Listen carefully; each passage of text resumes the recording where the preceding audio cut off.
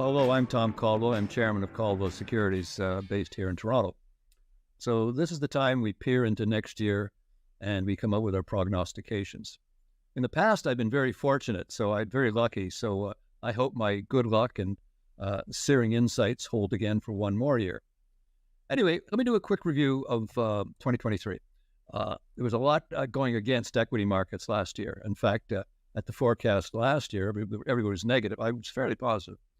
So the year had rising interest rates, inflation, Ukrainian, Russian stalemate, if you will, Israel responding to the October 7th terror attacks, China-Taiwan concerns, Red Sea missiles being launched that everything moves along, and the usual division, acrimony, confusion in the U.S. political scene. In spite of all this, it was a very good year. Now, the large tech, and it was a very narrow base. They refer to them as the Magnificent Seven, the Apples, the Meta, Microsoft, NVIDIA, Tesla, those type of things. They actually dominated the market.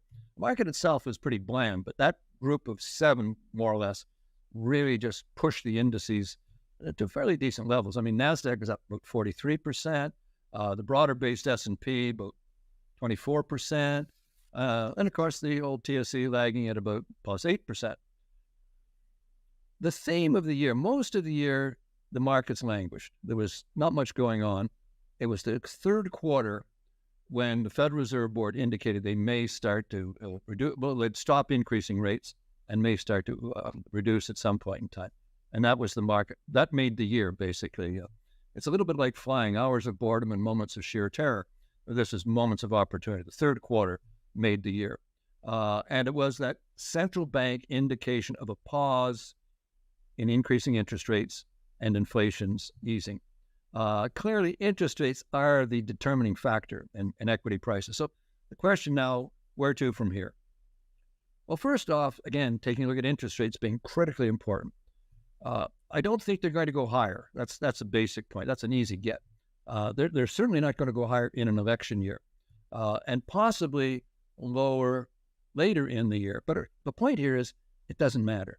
At the present time, markets and the economy have accommodated this current level of interest rates. So that's going to be a positive, at least a non-negative, but I think a positive later in the year. Inflation is still challenging. I mean, like it or not, inflation is a permanent fact of life. Those of us in the investment business, our job is to keep our clients ahead of inflation. Inflation is unending. And don't worry about the numbers the governments produce because they're all fudged. They don't count. But inflation is going to continue to be a factor because you got government spending and deficits literally unending.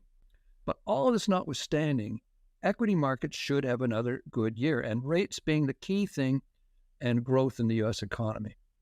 Now, I think the market's going to discount rate cuts. That might be a little bit optimistic. But again, I think 2023, what it showed us is another factor in 2023, is it showed us the resiliency of equity markets, particularly in Canada and in the United States. All this negativity, the markets still continue to move on. And that is, there is so much money out there looking for a home. And like it or not, that's going to continue to power markets, both public and private equity, by the way, which is a huge area now. So I think equity markets can disconnect even from a slowing economy in Europe and possibly in the U.S. Not that I think it's going to be significantly slowing. Canada's a different matter, and I'll come to that in a moment. But I do think the amount of money is going to power these markets. I think the markets are going to move beyond the usual suspects. It'll move beyond the Magnificent Seven, and I think it'll broaden out to include what we call non-indexed companies that are right now the focus is the big companies. But I think the mid caps and smaller caps are underpriced, and I think there's opportunity there. Politically, again, because you can't ignore that these days, it's such a major factor. I think people are now starting to focus on real issues, deficits, inflation, increasing government intrusion, and these hobby horse issues, as I call them, buying votes with special interest groups. So that is a positive underlying markets. It may not be seen totally in this year, but it may be a trend over the next couple of years. I mean, by the way, there's an excellent speech by Javier Milei, the president of Argentina, at Davos at the Economic Forum. It's worthwhile taking a look at that. So hopefully there's a trend here to, I would say, greater adulthood in government, really. Hopefully that's a trend. Now, Canada is a special case, particularly with the economy and equity markets. Capital market structures in Canada are quite interesting in that 80 to 90% of the Canadian equity market is dominated by bank-controlled firms. That means many junior and intermediate companies are just sidelines because compliance in these organizations will not allow investment advisors to go into this area. So the efficient market mechanism no longer exists. You have full valuations, robust valuations in the main index-included companies that are included in their funds, but the other stuff, that just is not happening. Economic issues in Canada, I keep thinking Canada should be, if we look at what we have here, it should be an energy powerhouse. It should be an entrepreneurial powerhouse. It should be a minerals powerhouse. It should be a manufacturing powerhouse. It should be a financial powerhouse. It should be a tech powerhouse. I mean, AI is really started and still centered around Toronto. It should be an attractive investment environment. The only way we get people to invest in these companies is we offer them billions of dollars to build a battery plant in Allison or someplace like that. We should be a voice in the world stage, a reasonable mid-power voice that people used to listen. We are none of those things. And I look on Canada the way I look on investments. As if a company is not achieving its what it can do, it's not achieving its potential. There's only one over time. There's only one problem, it's management. So as a value investor, I look for challenges. I try to see if they can be fixed. And I think that's the case with Canada. Governments are fixated on buying votes, climate change, special interest groups, pleasing the World Economic Forum, that is post-nation state. Our leadership is, trapped in that. It's not about economic development, job creation, solvency of a government, free enterprise. In fact, there's almost a war on enterprise, if you will, at all levels of government. You look at Toronto, a war on cars, that's a war on business. And Ontario, with regulations and federal, said enough about that. But any meaningful change in the government structures in Canada, I believe, will be like popping the cork in a bottle of champagne.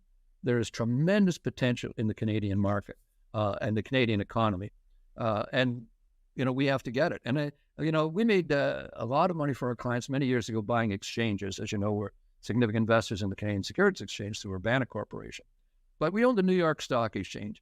And what made that a good investment, finally, it was a terrible investment, was a management change. And I think if we see that, that'll be the key in Canada, some kind of change. Now, it may not all be this year, but in the interim, our equity markets will be sort of dragged along by the U.S. And I think the broader opportunities in the U.S. does compel a focus in terms of investments in that direction. So I guess my best guess is broader markets this year probably be up by double digit.